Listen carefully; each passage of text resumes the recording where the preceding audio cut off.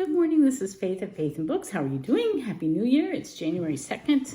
And this quick video is inspired by Kate Howe's reading challenge. It's called the Whimsical Winter Reading Challenge. And it appealed to me because it mixed in children's stuff. In fact, a lot of it is children's oriented and children's books, literature oriented. And I like that because I've always loved children's literature. I mean, I read a lot growing up, and then homeschooling with my kids, we read tons and tons of children's literature. And then even now with my grandkids, I'm still in the world of children's literature. So this really appealed to me. So I'm just going to show some of the things I think she did not mention in her video, and I will link below to it. But I'll just show. And what happened was I had decided that we were going to read Katie and the Big Snow whenever it snowed. Because where I live in Northern Virginia, sometimes it doesn't really snow until March. You might get a dusting. Mostly you get sleet, or you can get sleet and icy rain, and not much and snow that melts when it hits the ground. And then we usually get at least 1 or 2 nice snowfalls where you can go out and play in it. But we never know when that's going to happen. So I was saving Katie and the Big Snow for that.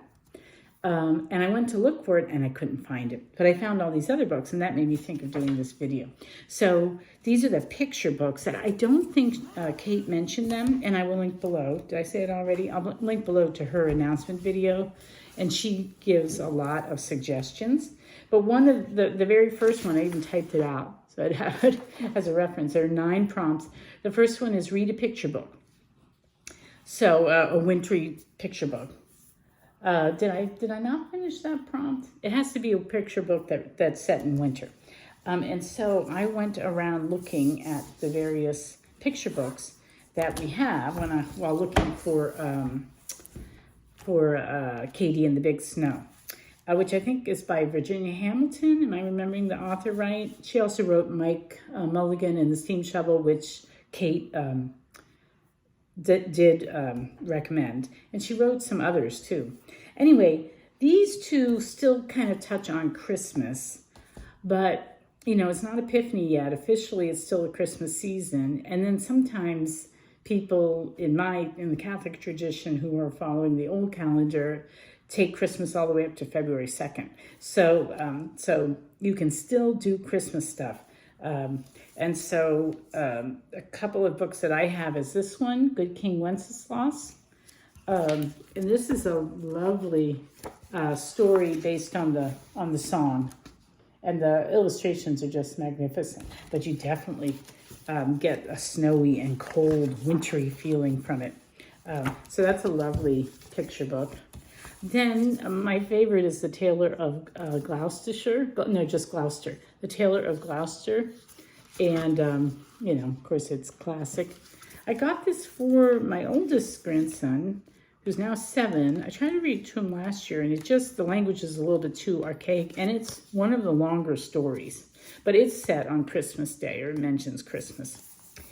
So those are 2 that you can still read if you read them, you know, in the next week, or if you decide that it's Christmas until February 2nd, then you have plenty of time. A couple others that are really well known, probably don't need any mentioning. And this one lost its beautiful cover because my 3-year-old grandson, for some reason, hates the covers on books, and he takes them out and rips them. So that's what happened to this. So this is The Mitten by Jan Brett. And of course, this is just a lovely, the illustrations are just wonderful. And it's the story of a mitten that gets bigger and bigger as each animal takes refuge in it. And then another one that's a classic, and this one is, you know, an urban feeling, The Snowy Day, which is just, I never get tired of this one. It's just wonderful. Peter wakes up and it snowed and he goes out to play. It's just lovely. That's a classic. And then another one that's wonderful and doesn't have any words is The Snowman. And they made a beautiful, beautiful video of this with the most gorgeous music. But this is just a simple story of a boy who wakes up and goes out and makes a snowman. And the snowman comes alive, kind of like Frosty, but not Frosty. And they have a wonderful time playing together. And he can fly. So this is a lovely book. And this one is just, you know, pictures, no words. And then another fun one is Henry the Explorer by Mark Tailor, illustrated by Graham Booth. And this is about a little boy who decides to go exploring. So he goes out one snowy day with his I think with his dog and a sled full of supplies. And he's wandering around and he doesn't come home in time. He discovers a cave. And so they his mother sends out neighbors and family to look for him. That's a fun story.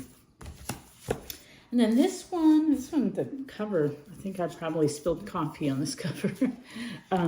This one is beautiful and I really appreciated it. It's very nostalgic feeling. But it's a long poem and see how long it is? There's lots of words. And I have to say that the village grandchild did not appreciate it as much as I did, but it's lovely. Very nostalgic feeling to that one. And then there is a series of books, and I think are they from Sweden? Yes. And there's Flicka, Ricka, and Dicka, and then there's Snip, Snap, and Snurr. Snip, Snap, and Snurr are the boys, and Flicka, Ricka, and Dicka are the girls. And not all of them are set in the winter, but this one is. They've got their little snowsuits on, the three triplets. And it's just their adventures as they run around this little town in Sweden.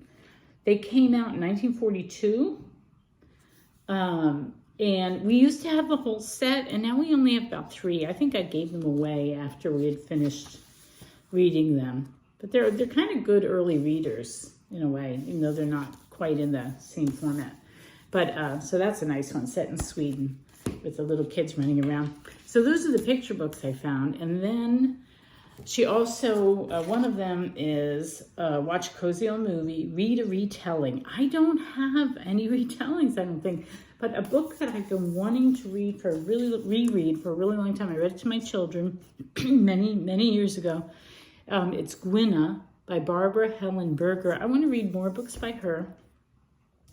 This isn't a retelling of a fairy tale, but it's a fairy tale. She made up a fairy tale, and so there's lots of fairy tale feel to it. It's absolutely exquisitely written and beautiful illustrations, and I think I'm going to reread this for my whimsical winter reading challenge.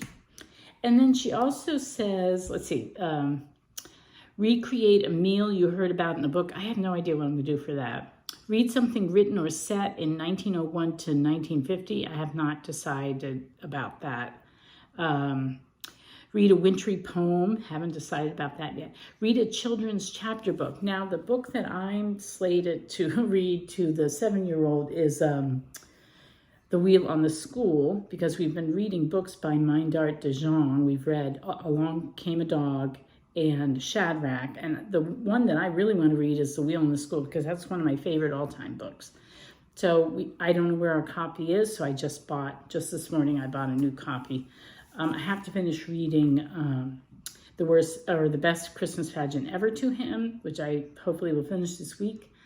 And we've had a hard time reading over the break. You'd think we'd have more time, but it's just been because we're off our schedule. Because I usually we have breakfast together, and that's when I read to him every morning, and then my husband reads to him every evening. So he has 2 sets of books going, read-alouds going, and we just haven't done it the way I thought that we would. So I'm hoping to finish up the best Christmas pageant ever this coming week. He starts back to school tomorrow, and then by then the Wheel in the School will have come, and I'll start reading that to him, and that's going to be our winter read. However, there's lots of other nice chapter books to read for the winter. And one of them that I have never read yet, and I really want to get to it. And I think I'm going to do middle grade March, so I can read my shelves for a lot of middle grade books that I've never gotten to. And it's this one. I know some of my children read it, but I've never read it. It's Snow Treasure by Marie McSwigan, And I think it's set during, World War II in Europe. Yeah, there you go. And I think that the kids are smuggling something on sleds. Anyway, I've never read it, and I want to. So that's a candidate.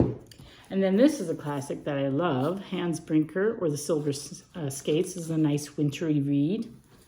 Another one, which I also really love, I absolutely love, The Moomin Trolls.